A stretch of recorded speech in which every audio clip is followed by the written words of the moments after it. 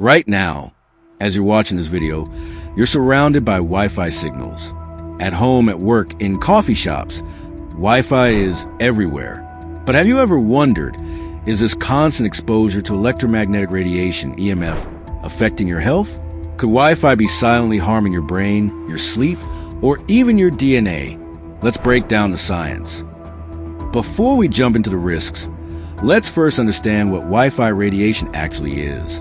Wi-Fi routers and mobile devices emit radio frequency, RF, radiation, which is a type of electromagnetic field, EMF. These waves are part of the same spectrum as visible light, but at a much lower energy level than X-rays or gamma rays. But here's the big question. Can this type of radiation damage our health? Let's talk about the three biggest concerns people have about Wi-Fi exposure and what science actually says. Risk number 1. Does Wi-Fi cause cancer? You might have heard claims that Wi-Fi causes cancer. So is there any truth to it? Some animal studies have suggested that long-term exposure to high levels of RF radiation could increase the risk of certain types of tumors. But here's the catch. These studies use radiation levels much higher than what Wi-Fi routers and phones emit. The World Health Organization, WHO, has classified RF radiation as possibly carcinogenic to humans, but no conclusive human study has proven a direct link between everyday Wi-Fi exposure and cancer.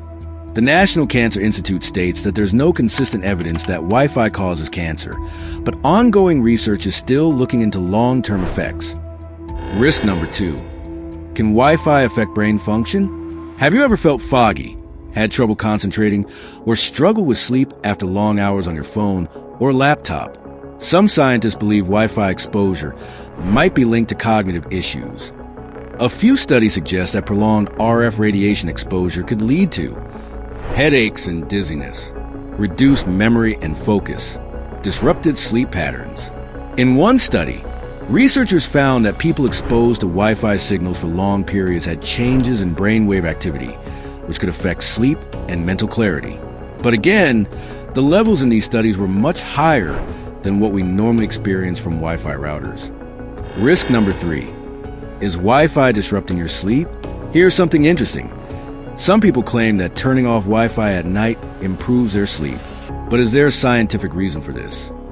Studies have shown that RF radiation could suppress melatonin production, the hormone responsible for regulating sleep. Some research also suggests that electromagnetic exposure at night might make it harder to fall into deep sleep. While no major health organization has confirmed that Wi-Fi affects sleep, if you're struggling to rest, it doesn't hurt to try turning off your Wi-Fi at night. So, should you be worried about your Wi-Fi router slowly harming your health? The answer is probably not. But if you want to reduce unnecessary exposure, here are some simple steps you can take. Keep your router at a distance. Don't place it near your bed or workspace. Use wired connections when possible.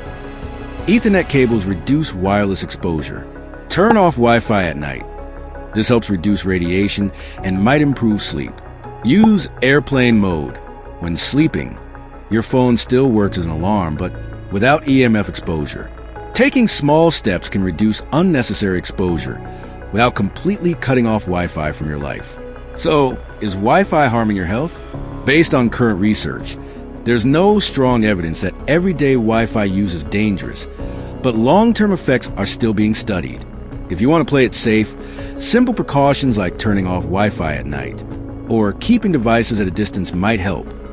If you found this video informative, hit that like button and subscribe to Snap for more science-backed facts on the world around you.